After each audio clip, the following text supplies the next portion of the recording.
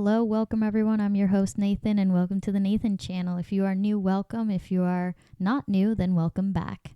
Today we're going to be talking about a really interesting character with a criminal history. Her name is Aileen Wuornos, and I find crimes to be extremely interesting. I really enjoy watching psychological analyses of criminal interrogations and investigations. So I'm kind of getting into that a little bit and dabbing into that on the YouTube channel here. So without further ado, here we go. Aileen Wuornos. Let's go back here. There we go. Aileen Wuornos, often referred to as Aileen, led a troubled life that culminated in a notorious killing spree in the late 1980s and in early 1990s. Her story is a tragic, complex one marked by a tumultuous upbringing, a life of crime, and a series of violent acts that ultimately led to her arrest, trial, and execution. Regarding her early life and background, she was born on February 29, 1956 in Rochester, Michigan. Her parents, Diane Wuornos and Leo Dale Pittman, had a tumultuous marriage. Wuornos' father was a diagnosed schizophrenic and a convicted child molester who was incarcerated for most of her childhood. Her mother, Diane, abandoned Wuornos and her brother Keith when Wuornos was just a toddler. They were left in the care of their grandparents. Early signs of trouble. Wuornos exhibited behavioral problems from an early age, including infancy from school and engaging in sexual activities with her male classmates. She claimed to have been sexually abused and raped both at home and outside, which contributed to her troubled psyche. Life and crime and prostitution. Aileen Wuornos' life took a dark turn as she became involved in petty crimes and began working as a prostitute from a young age. She drifted between Florida and Michigan, engaging in prostitution to support herself and engaging in various criminal activities, including theft. Murder spree. Wuornos' killing spree began in Florida in 1989 and continued until her arrest in 1991.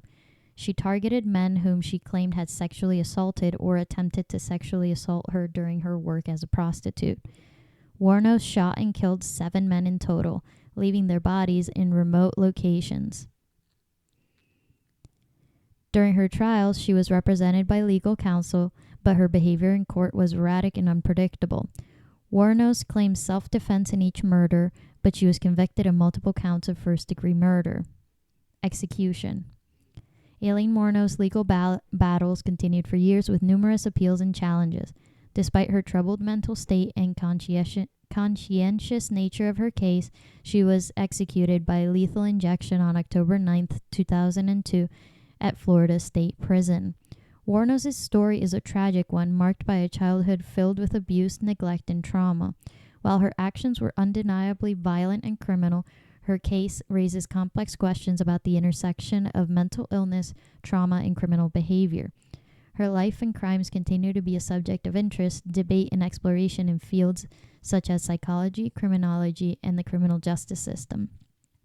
I find this case to be really interesting because a lot of times we look at a criminal and we're caught up in what they did and what action they performed, which a lot of times are unforgivable, heinous acts, and I don't want to take that away from that.